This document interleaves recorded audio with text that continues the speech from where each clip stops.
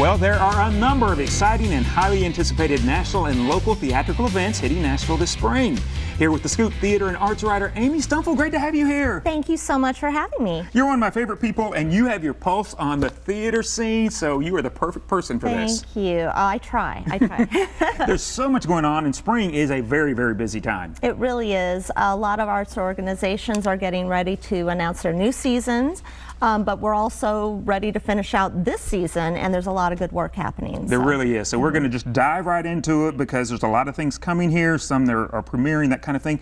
Let's start with TPAC's Anastasiya is coming here, so let's talk about that. This is a great musical. This is just getting ready to close out a really successful run on Broadway.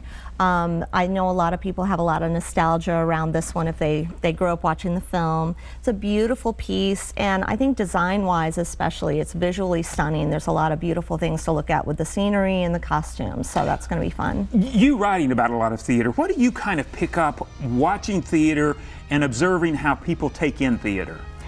You know, it's interesting. The wow factor for a lot of these kinds of titles it's big. You have people that are excited about the title, but they don't know exactly what to expect, and that curtain goes up, and it's kind of dazzling. So we have some really great things coming this spring. Yeah, we really do. Now, also one of the ones I'm most excited about, the minute they announced this, I was like, oh my gosh, just make sure we're there, is Hello Dolly. Not only Hello Dolly, but with Betty Buckley. So let me ask you, what does it add? Because some of the shows bring a big name like Betty Buckley in, who is just phenomenal. Right. What do you think it adds to have that name with the show? Well, you know, it tells you a lot about it. Betty Buckley is not someone that has to go out on tour. At this stage of her career, for her to be willing to do this tells you she really believes in this project, and so I think that's notable. We also have a local connection with this too. Annalisa Lemming, who is from Murfreesboro, and she is delightful. I'm really excited to have kind of a hometown welcome for her as well. Well, and I love that you kind of publicize that fact too, so that I think that brings in people when they know, you know, hometown girl is in the show. Absolutely, and it's a great production of a real classic. I think it won 4 Tonys, including Best Revival, so can't really go wrong. Right, and it's been so, you know, on Broadway it was so big, of course, with Bette Midler recently, and then even Bernadette Peters, so this is just kind of like the extension, so it's going to be exciting. Definitely. All right, let's talk about the Nashville rep. They've got Shakespeare and Love coming. Yeah, this is another one that if you love this film, I think it's going to be really interesting to see how it translates to the stage.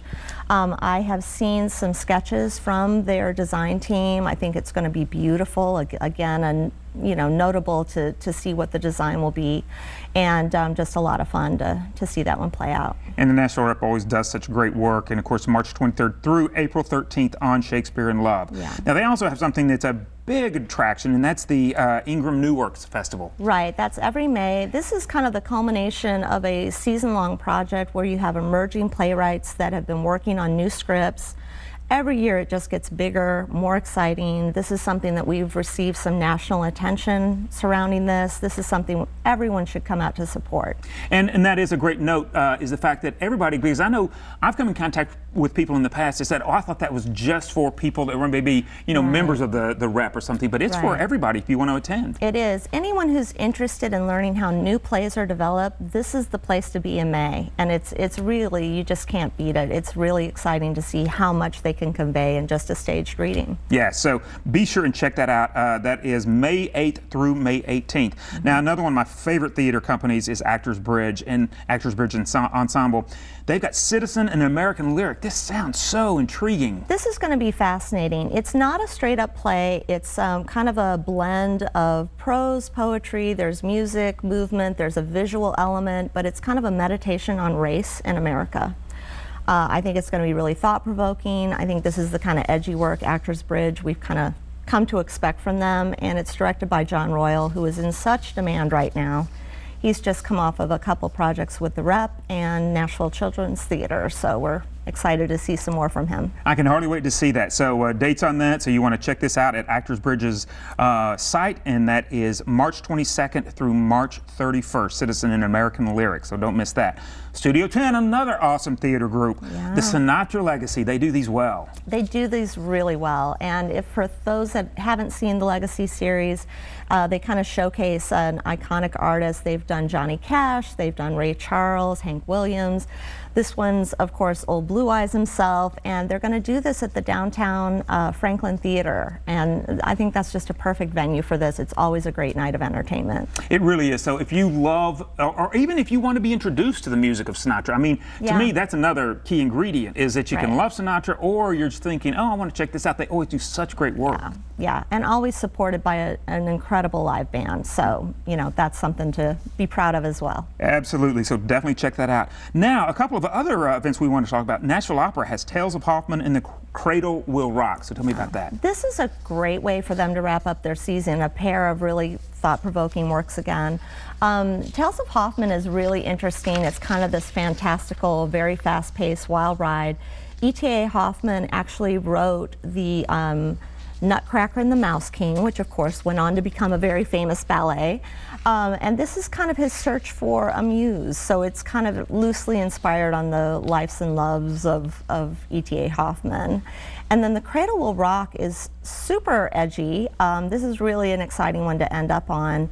Very political, very controversial. It was first staged in the 30s. Orson Welles directed it, and it was controversial then, and I think it's just as relevant now. Do you think, because I often, you know, realize, I mean, the theater companies, opera, they need to get people in, but you also want to see these cutting edge works. And what's the balance? That's a great question. I mean, I think that it is a real balancing act for all of these arts companies. You've got to get the folks to come in, and so they will certainly present some classics along the way, but then to be able to do some of this edgier work and introduce local audiences to some of these works that they might not otherwise see is pretty exciting. Yeah, we've just got under a minute left. I want to make sure that we talked about the Nashville Ballet's Modern Masters. Yes, they're actually bringing back the Ben Folds project, which they went to the Kennedy Center in 2017, so it's wonderful to have that coming back. We'll have Ben Folds and the Nashville Symphony performing live, and of course there's other choreographers being showcased in that as well, so it's going to be a beautiful night. Definitely check that out. So as we kind of wrap this up, what would you say, anything else that you're looking forward to as far as theater that's coming up in the next few months? I am really excited to see some of these season announcements coming up. I really am. Of course, we know Hamilton is coming next season at TPAC, but I've got it on pretty good authority. There's an awful big season built up around that too, so I'm pretty excited to see those announcements. Okay, so we'll definitely keep looking for some of your writings on these. Yeah, absolutely. Because I know, it's always fun to see.